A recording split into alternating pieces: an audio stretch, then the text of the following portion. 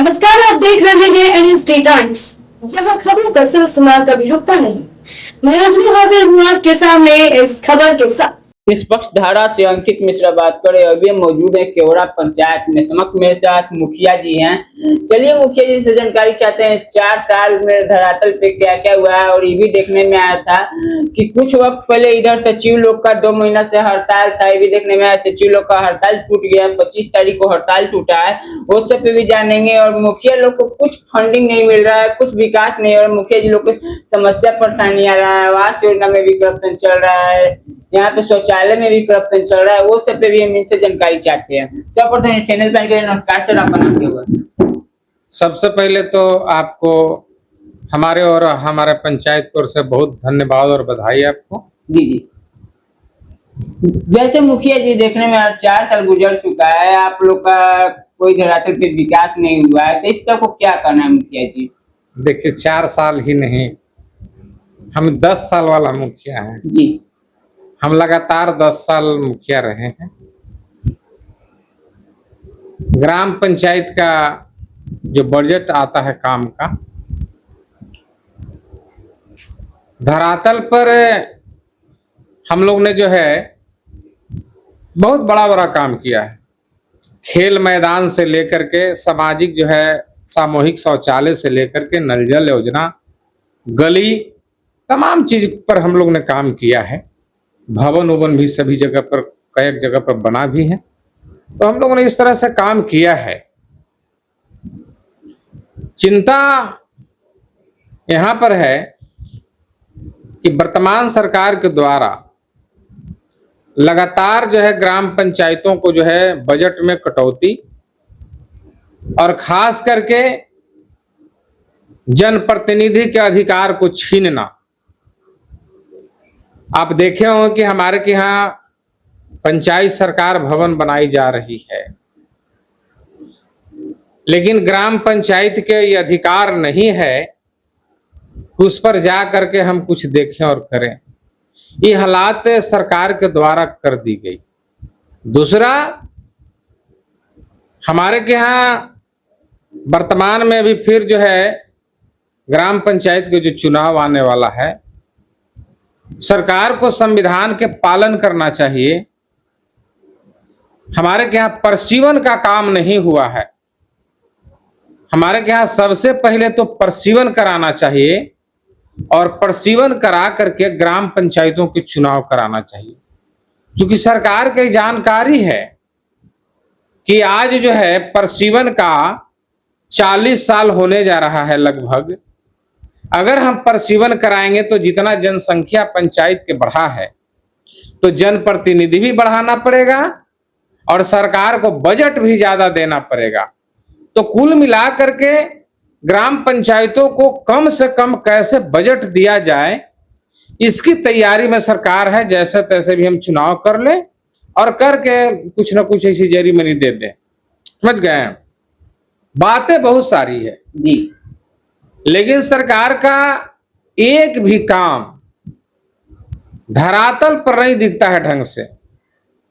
हम कह रहे हैं भाई, आप योजना कम लाइए, आप उसको संचालित करिए ना, देख सुन करिए, खाली कर दिए। जैसे हमारा के यहाँ एक योजना आया था शराबबंदी, हम लोग उससे बहुत बेहद खुश थे। शराबबंदी केवल कागज पर रह गया। बड़े पैमाने पर आज शराब मैंने जहरीला शराब का जो है सके मैंने चल रहा है दुकान हमारे पंचायत में। किससे शिकायत करें, किससे कहें? नक्सलवाद से जितना आदमी की मृत्यु नहीं हुआ था, उतना शराब से मृत्यु हुआ। बोलिए इस पर हम क्या करें? कोई सुनने वाला है क्या? जन वितरण प्रणाली आपने आकर कह दिया भाइयों बहनों 5 किलो राशन देंगे, क्या हालत है? मैं आपको चैनल के माध्यम से यहाँ के सरकार के कहना चाह रहा हूं कि बिहार के किसी भी गांव में अगर 5 किलो आपने राशन दिलवाया है तो हमको एक जगह प्रमाण आप करवा दीजिए। आज यहाँ के राशन लाभार्थियों के साथ जो समस्याएं हैं, उनको 3 किलो 3.5 किलो महीने का राशन दिया जा रहा है और 12 महीना जो राशन देना चाहिए मात्र 9 महीना राशन मिलता है। और खास कर के हमारे जो भाई हैं, महादलित परिवार के जो लोग हैं, मांझी समाज के जो लोग हैं, रविदास समाज के लोग हैं, पासवान समाज के जो लोग हैं, बड़े पैमाने पर इनके पास शिक्षा के अभाव है और सरकार का नीति भी रहा है कि अशिक्षित रहे, और आज भी सरकार के ही प्लान है कि अशिक्षित रहे। और जिसके कारण इसको जो पीला वाला राशन कार्ड है अंत्योदय का, इसको 35 किलो राशन देना है, जिसको कोई के 7 किलो, किसी को 8 किलो राशन देता है। और ये आप हमसे भी पूछ सकते हैं कि जब कम राशन दे रहा है मुखिया जी तो आप क्या कर रहे हैं। मैंने यहाँ के एमओ से लेकर के एसडीओ सभी से हमने बात कहा कि भाई हमारे साथ बैठ के संवाद करिए, काहे कम राशन देता है। हो सकता है कि डीलर के पास भी कोई मजबूरी होगा, तो इसको संवाद के माध्यम से इसको दूर किया जा सकता है, लेकिन नहीं, कोई सुनने वाला नहीं है। बड़े पैमाने पर यहाँ जन वितरण प्रणाली के भी लूटपाट चल रहा है। तो इस तरह से काम जो चल रहा है और लगातार जो है से अपमान, अभी आप देखे हो कि चुनाव के पहले 2-3 चीज हमारे के यहाँ आया। एक योजना का नाम था विश्वकर्मा योजना, खूब धड़ल्ले से हम सब ने मेहनत किया। हमको बता दीजिए विश्वकर्मा योजना के तहत का किसी पूरे बिहार में एक आध आदमी के विश्वकर्मा योजना से किसी को लाभ मिला है? तब मेरे को कोई प्रमाण दे दे। मेरे पंचायत में तो नहीं मिला है, नहीं लाभ नहीं, बेमतलब की परेशानी की गई। दूसरा चीज उसको कहा गया कि सभी को रोजगार करने के लिए 2-2 लाख रुपया देंगे। बताइए कि आज के जमाने में जहां 100 से पार जो है से डीजल पेट्रोल मिलता है, और आज के जमाने में बताइए कि 2 लाख में कौन सी रोजगार होगी। अगर होगी भी छोटा मोटा तो 10,000 रुपया मात्र दे दिया गया और वोट ले लिया गया। बताइए कि बाकी 1,90,000 कहाँ गया और कौन देगा और कब मिलेगा।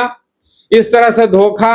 दूसरा चीज कि एक चीज और हल्ला किया गया पंचायतों में कि जितने भी सब है सभी को लोगों को जो है आवास देंगे। क्या अमीर क्या गरीब सभी को फोटो किया गया और सबसे पैसा ठगा गया। हम लोग रोकते रोकते परेशान रह गए, लेकिन यहाँ के पदाधिकारी के इशारा सरकार का ऐसा मिला हुआ था कि हमारे के यहाँ शिक्षा के अभाव रहने के कारण गरीब गुरबा अपने खाने वाला गेहूं चाव बेच बेच के कोई 2,000 दिया, कोई 3,000 दिया, ऐसे कर करके बड़े पैमाने पर आवास के नाम पर जो है ठगी गई है। लेकिन हमने लगातार शिकायत करते रहा, कोई सुनने वाला नहीं है। आप समझिए। और उतना ही नहीं हुआ था, हमारे जो भाई हैं महादलित परिवार के जो लोग हैं, हमारे यहाँ के जो किसान हैं, कमजोर किसान, इनके बीच जो है एक जो है सहयोग शिविर लगाया गया था। उसका नाम था विकसित भारत सहयोग शिविर, और लगाई गई। और उसमें बताया गया कि किसी प्रकार के आपके पास समस्या हो, चाहे चापाकल की सवाल हो, नल जल के सवाल हो, या राशन आपको नहीं मिलता, या नया राशन कार्ड बनाना हो, या आवास के सवाल हो, जन्म मृत्यु के सवाल हो, तमाम चीज के आप जो है आवेदन दें सहयोग शिविर में। हमारे लोगों ने जो है बड़े पैमाने पर कैंप में जाकर के सहयोग शिविर में जो है जाकर के आवेदन तो किया, लेकिन मैं बता रहा हूं कि वो जो कैंप में आवेदन ली गई तो हमारे यहाँ से तो हजारों हजार आवेदन की गई, लेकिन उसमें से एक पीस भी काम नहीं हुआ। इसका जवाब कौन देगा? एक पीस भी काम नहीं हुआ। सबको आवेदन लेकर के कहां बिक दिया गया, जिसका कोई लता पता नहीं है। तो मैं अपने पंचायत के ग्रामीण जनता से भी आग्रह करूंगा, और खास करके जितने भी पुनपुन प्रखंड के जितने भी पंचायत है, सभी पंचायत के जो हमारे ग्रामीण साथी हैं, भाई हैं, नौजवान हैं, माता है, बहनें हैं, सभी से मैं नर्म निवेदन आग्रह करूंगा कि फिर सरकार एक नौटंकी शुरू किया है। फिर आपके यहाँ जो है सहयोग शिविर लगने वाला है, विकसित भारत सहयोग शिविर। हम तो केवड़ा पंचायत के हैं, हमारे के यहाँ मध्य विद्यालय केवड़ा में 16 तारीख के जो है हमारे के यहाँ लगने वाला है। तो मैं तो इस सभी लोगों को कहूंगा कि कैंप में अवश्य आए, और किसानों से भी मैं आग्रह करूंगा कि लंबे समय से आपकी जमीन को म्यूटेशन करने के लिए, या आपका रकबा जीरो कर दी गई है, या किसी को राशन नहीं मिलता है, किसी को पेंशन नहीं मिल रहा है, जितने तरह के आपके बीच समस्या है उसकी आवेदन लिखित में कैंप में आप लेकर के आइएगा। और इस बार हम कैंप में जरूर रहेंगे। कैंप में हम वहां रहेंगे, वहां पदाधिकारी रहेंगे, 1900 जो है विभाग के आएंगे पदाधिकारी, उनको दीजिए। और आपसे निवेदन यही होगी कि आप रिसीविंग जरूर लेंगे, क्योंकि पदाधिकारी की एक बहुत बड़ा सेटिंग है। जब आप आवेदन लेकर के जाएंगे सहयोग शिविर में तो आवेदन लिया जाएगा, लेकिन आपको रिसीविंग नहीं दिया जाएगा। तो आपसे नर निवेदन आग्रह है, हम ग्राम पंचायत के तमाम लोग से कहना चाह रहे हैं कि जब आप कैंप में जाएं तो वहां आप रिसीविंग जरूर लें। और उसमें नियम है कि 30 दिन के अंदर में अगर आपकी आवेदन की सुनवाई नहीं होता है, आपका मामला निष्पादन नहीं होता है, तो एक बार और निवेदन करेंगे कि ग्राम पंचायत के जरूर आप बताएंगे कि हमने सहयोग शिविर में आवेदन दिया, काम नहीं हुआ। तो हमने जो आपको चुनाव के वक्त जो हमने वादा किया था कि आपका लड़ाई लड़ेंगे, तो आप पहले आवेदन दीजिए, रिसीविंग लीजिए। अगर आपका काम नहीं होगा तो आपके लिए जितना प्रकार के लड़ाई लड़ना होगा, इसके लिए हमको जो है जान की आहुति क्यों नहीं देना पड़े, लेकिन वही आपका आवेदन का जो है रिसीविंग लेकर के और यहाँ के सरकार और यहाँ के पदाधिकारी से हम लड़ने की काम करेंगे। इसीलिए हम रिसीविंग चाहते हैं कि आप सब रिसीविंग जो है से ले लें। तो इस तरह से हमारा है, हम लोग ने जो है 2000 जो है कि हम लोग 16-17 में हम जो मुखिया के पद संभाले, आपकी सेवा का जो हमने वादा किया और पद को हमने संभाला, सभी लोगों को नल जल के हमने पानी देने का काम किया। आज क्या हालात है, वो नल जल ग्राम पंचायत से छीन करके अब पीएचडी को दे दिया गया। हमारे के यहाँ नल जल की हालत बहुत गंभीर है, कहीं पाइप टूटा हुआ है, कभी मोटर बंद हुआ होल है, कहीं पर नल टूटा हुआ है। आपको 200 घर में पानी दिए हैं तो 50 घर के पानी मिला है, 150 घर के पानी नहीं मिल रहा है। लेकिन लगातार यहाँ के जो पदाधिकारी हैं, मैं उनसे बार बार निवेदन कर रहा हूं कि हमारे लोगों को पानी नहीं मिल रहा है, लेकिन आज तक पीएचडी के द्वारा हमारे के यहाँ नल जल का रिपेयर का काम नहीं किया जा रहा है। अब बताइए हम लोग क्या करें। तो इस तरह से जो हालातें हैं, जो सरकार के जो खोखला नीति है, इस नीति से हम सब बिल्कुल खुश नहीं हैं। और खास करके जनप्रतिनिधि के बार बार अपमान करना, जनप्रतिनिधि के बातों को नहीं सुनना, जनप्रतिनिधि जो पंचायत के उनके बजट में कटौती करना, ये लगातार जो है की जा रही है। हमारे यहाँ एक योजना था, योजना का नाम था मनरेगा। मनरेगा की ऐसी योजना है, जो मन में आए उससे कराइए। रोजगार से जुड़ा हुआ एक योजना था, जिससे पंचायत में अगर कोई मवेशी पालन करना चाह रहा है उसको शेड बनाना था, कोई बकरी पालन करना चाहते, मुर्गी पालन करना चाहते, सुअर पालन करना चाहते, अपने निजी भूमि में तालाब बनाना चाहते, पेड़ लगाना चाह रहे हैं, तो तमाम, एक तो रोजगार, दूसरा हमारे जो लोग हैं उनको 100 दिन की काम की जो गारंटी थी। देखिए यहाँ का दुर्भाग्य, 365 दिन के साल होता है और हमारे लोगों को 100 दिन काम मिलता है, और रोहू अब बढ़िया से काम नहीं मिलता है। क्योंकि जिस दिन से हमारा मनरेगा को स्थगित करके विकसित भारत जी राम जी करके क्या कुछ आया है, और जो बाधित है, जब से ढंग से कोई हमारे के यहाँ मनरेगा चल नहीं रहा है, लोगों को रोजगार नहीं मिल रहा है, इससे हम लोग बहुत प्रभावित हैं। और उससे जो है नाली निर्माण, उससे पीसीसी ढलाई जो मनरेगा से होता था, सभी जो है को स्थगित रूप से जो है अभी जो है से बंद कर दी गई है। तो एकदम जैसे तैसे लापरवाही ढंग से चल रहा है। हमारे यहाँ एगो भी कोई ढंग से न पब्लिक का काम कोई चल रहा है, न यहाँ के जनप्रतिनिधियों को कोई सर सम्मान की जा रही।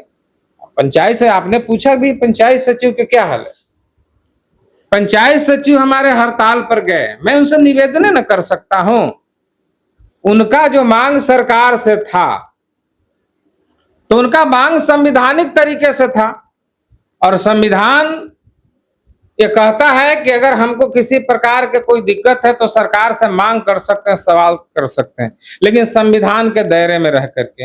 हमारे पंचायत सचिव संविधान के दायरे में रह करके अगर उनका कोई मांग था पूरा करने गए, मांगने गए थे, तो हम तो बार बार सरकार से निवेदन करते रहे हैं कि भाई अगर उनका संवैधानिक और उचित मांग है तो उनका वो मांग को पूरा करके उनको पंचायतों में भेजा जाए, ताकि सारा काम हो। जन्म प्रमाण पत्र, मृत्यु प्रमाण पत्र से लेकर के अन्य जो विकास के कार्य है लगातार जो है कईक महीना तक बाधित रहा है।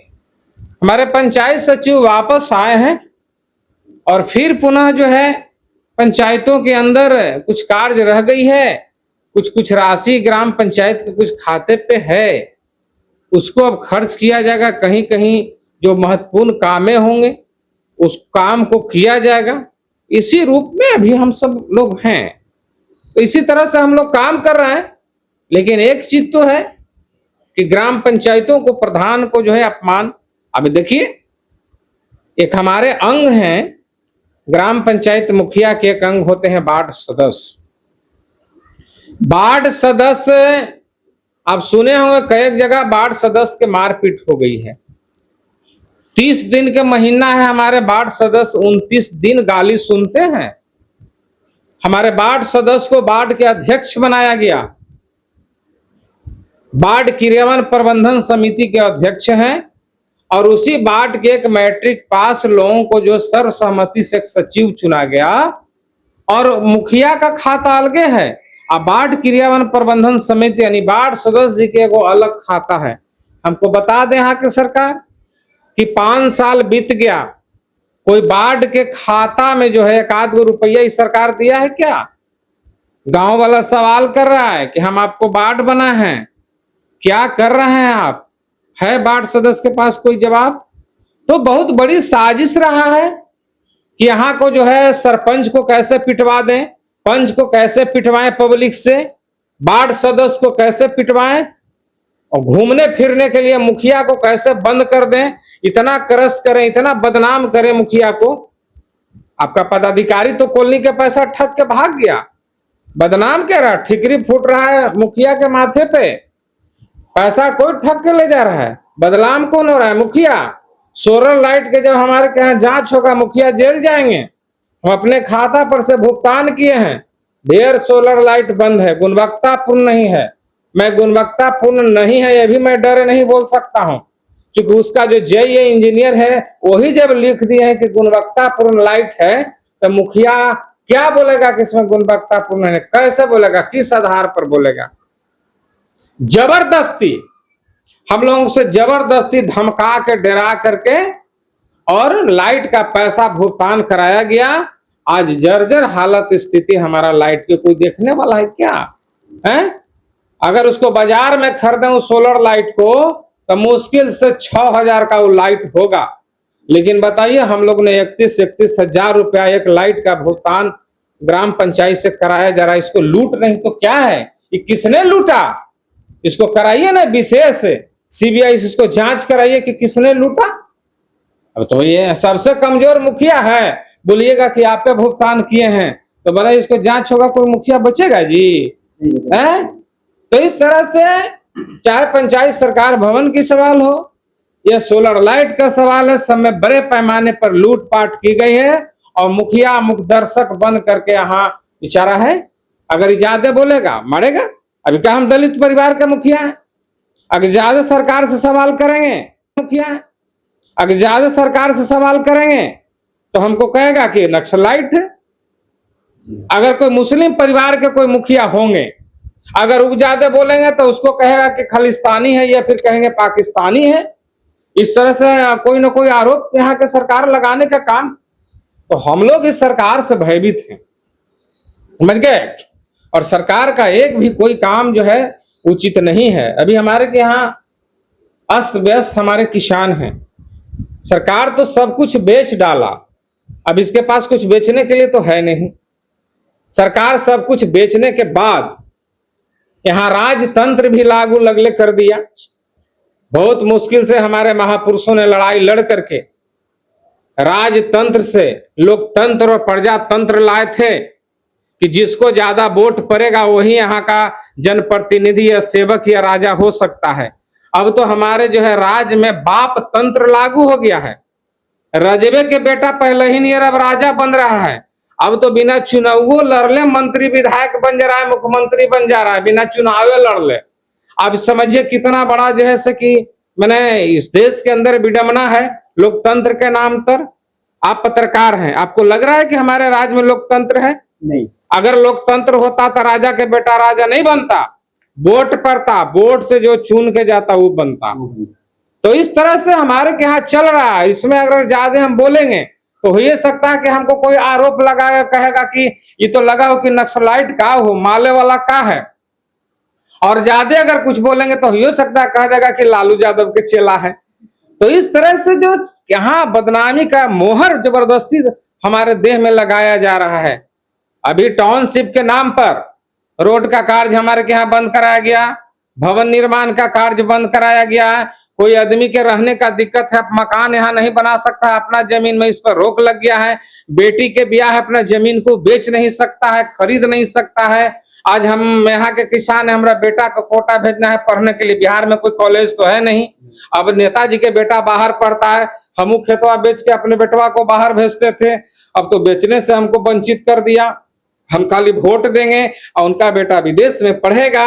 इस तरह से हमारा जो है जमीन बेचने पर भी रोक लग गई। और होगा क्या? टाउनशिप के नाम पर क्या हमारा जमीन में फैक्ट्री बनाया जाएगा क्या कि हमको रोजगार मिलेगा? हमारे के यहाँ बड़ा बड़ा बिल्डिंग बनेगा और गुजरात के जो होंगे बड़े बड़े हस्ती के जो लोग होंगे, क्योंकि गुजरात ऐसा अगर फैक्ट्री है तो प्रदूषण है और उनको प्रदूषण मुक्त राज्य चाहिए, तो वो है बिहार। तो वहां उनका फैक्ट्री चलेगा। हमारे भाई लोग वहां जाकर उनके फैक्ट्री में बेगारी करेंगे और गोली खाएंगे हुआ के पुलिस से, ठीक है। और वो क्या करेंगे कि हमारे के यहाँ बड़ा बड़ा बिल्डिंग बनेगा, क्योंकि हमारे सरकार जो है आकाश से वादा न किया है कि हम अपने के यहाँ आपको वीआईपी बिल्डिंग बना करके देंगे। तो किसानों से जमीन छीन करके यहाँ बेहतरीन बिल्डिंग बनाया जाएगा और जहां पर बिल्डिंग बनेगा वहां से रोड एयरपोर्ट तक बनाया जाएगा और गुजरात के लोग एयरपोर्ट पर उतरेंगे और यहाँ आकर के बढ़िया बिल्डिंग में वो रहेंगे और यहाँ के किसान के कहेगा कि इनका नाला साफ करो। कोई फैक्ट्री मिल रहा है कि हमको रोजगार मिलेगा?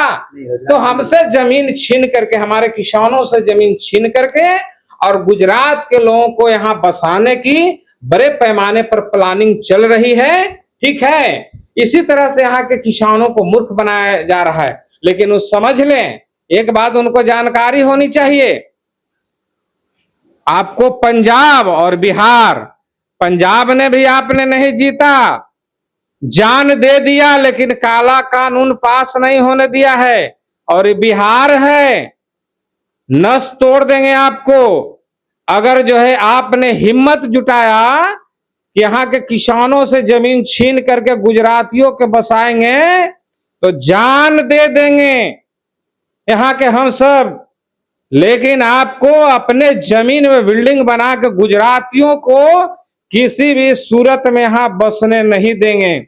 आप आइए हमारे के यहाँ उद्योग लगाइए, एक पर एक बिहारी नौजवान पढ़ा लिखा है उसको लोन दीजिए, वो फैक्ट्री लगाएगा, यहाँ रोजगार करेगा, इसकी बढ़ोतरी आप कराइए, फैक्ट्री लगाने पर आप प्रोत्साहित करिए। ये क्या कर रहे हैं? हमारे जमीन को छीन करके उसमें बिल्डिंग बना करके और गुजरातियों को बसाना चाह रहे हैं। ये कतई हम लोग होने नहीं देंगे, जान दे देंगे लेकिन गुजराती को यहाँ बसने नहीं देंगे किसी भी सूरत में। हम बिहारी हैं और बिहार में बिहारिये रहेगा बढ़िया से।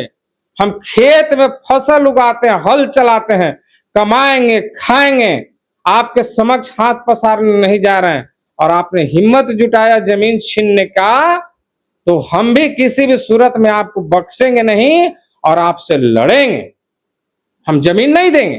तो इस तरह से हमारा हालात है और हमारा सरकार जो है अपने आकाओं से जो है वादा कर दिया है कि सब चीज तो आपको मैंने दे ही दिया, अब किसान को जमीन छीन करके दे देंगे तो ये कभी होने नहीं देंगे। इस सपना यहाँ के सरकार को हम पूरा होने नहीं देंगे और इनको बहुत जल्दी बता दिया जाएगा कि बिहारी में क्या पावर है।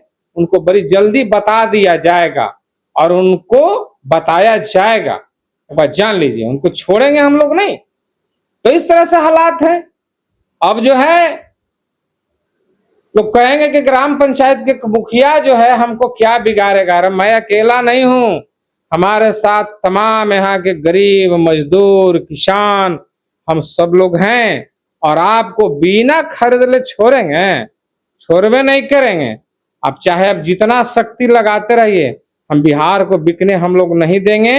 हम फिर गोलबंद होंगे जब अंग्रेज से लड़ाई लड़के हम सब मिल करके भगा सकते हैं गोरा अंग्रेज के। तो आप जो हमारे यहाँ गेरूर मार करके काला अंग्रेज बन के बैठे हुए हैं, कतई आपको हम बख्शेंगे नहीं। यहाँ से खरीदेंगे और आपको भागना पड़ेगा। यही तो बात है भाई। बहरहाल खबरें बने रहे अंकित मिश्रा के साथ। नमस्कार। इस खबर में बस इतना ही। ताजा तरीन खबरों के लिए बने रहिए NSD टाइम्स के साथ। मुझे इजाजत दीजिए। नमस्कार।